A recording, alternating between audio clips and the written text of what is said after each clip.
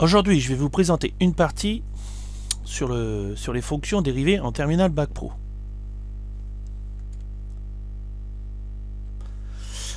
Je rappelle très rapidement les dérivés, les fonctions dérivées que nous avions vues en cours, qui sont la fonction constante,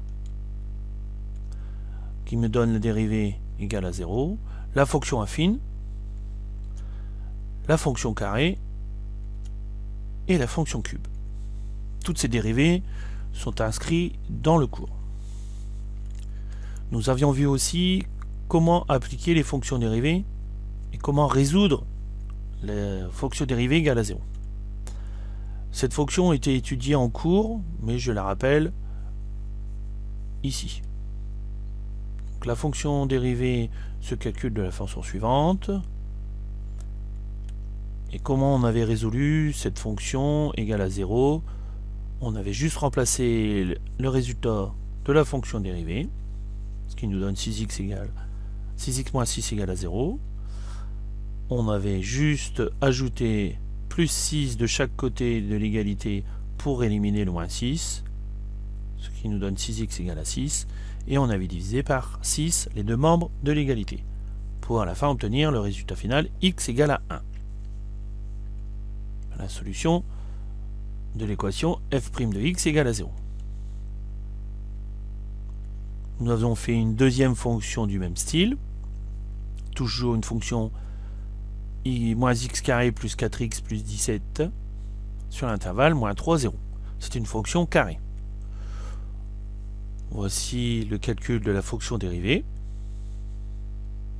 Puis, de la même méthode, f' de x égale à 0.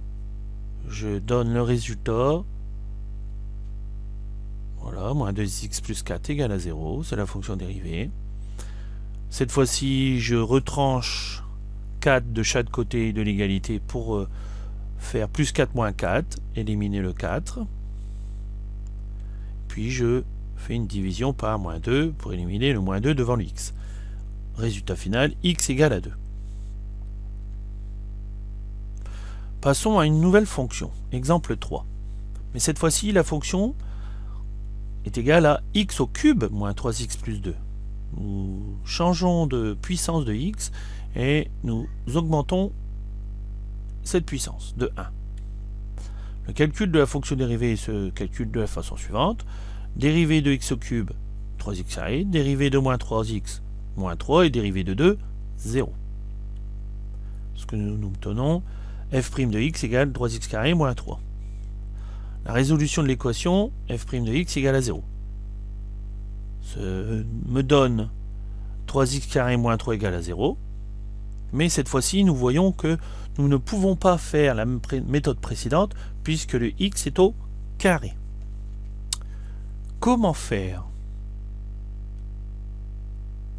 L'année dernière, en première, nous avions vu la méthode pour calculer les solutions de cette équation du second degré égale à 0. Cette équation ressemble à la façon suivante. ax carré plus bx plus c égale à 0. Dans un premier temps, nous allons définir les valeurs de a, de b et de c.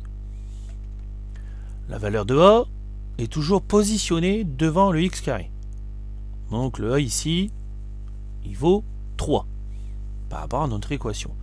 Le b, c'est la valeur qui se trouve devant x, nous n'en avons pas, donc ça vaut 0. Et le c, c'est la dernière valeur qui ne dépend pas de x. Ici, c'est moins 3. Attention à ne pas oublier le signe devant le 3. À partir de ces trois valeurs, petit a, petit b, petit c, nous appliquons la formule du discriminant, qui est delta égale à b carré moins 4 fois a fois c. En remplaçant a, b et c dans la formule,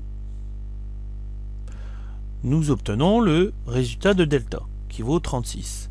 Et à partir de là, nous pouvons dire que delta est supérieur à 0, alors il existe deux solutions dans l'équation. Nous allons trouver deux solutions qui vérifient l'équation 3x carré moins 3 égale à 0. Comment ces solutions se calculent-ils? Je rappelle A, je rappelle B, je rappelle C, et le delta vaut 36. La première solution, que je nommerai x1, se calcule de la façon suivante. Moins b plus racine de delta sur 2 fois a. Et la deuxième solution, que je calculerai après, se calcule moins b moins racine de delta sur 2 fois a. Nous apercevons que les deux formules sont presque identiques. Calculons x1. Remplaçons petit b, le delta et le a par les valeurs trouvées précédemment, ce qui nous donne moins 0 plus racine de 36 sur 2 fois 3. En utilisant la calculatrice, nous obtenons x1 égale 6 que divise 6, ce qui nous donne x1 égale 1. Voici la première solution. Deuxième solution,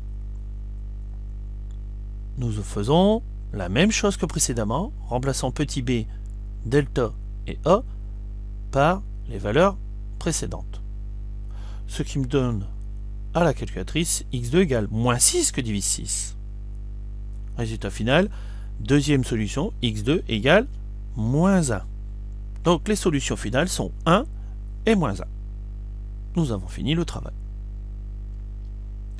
Que se passe-t-il si notre delta discriminant est égal à 0? Dans ce cas, il n'existe pas deux solutions, mais une seule solution unique qui se calcule de la façon suivante, moins b sur 2 fois a. De plus, si notre delta est négatif, nous n'avons aucune solution à calculer et le calcul se termine ainsi. Maintenant, c'est à vous de jouer.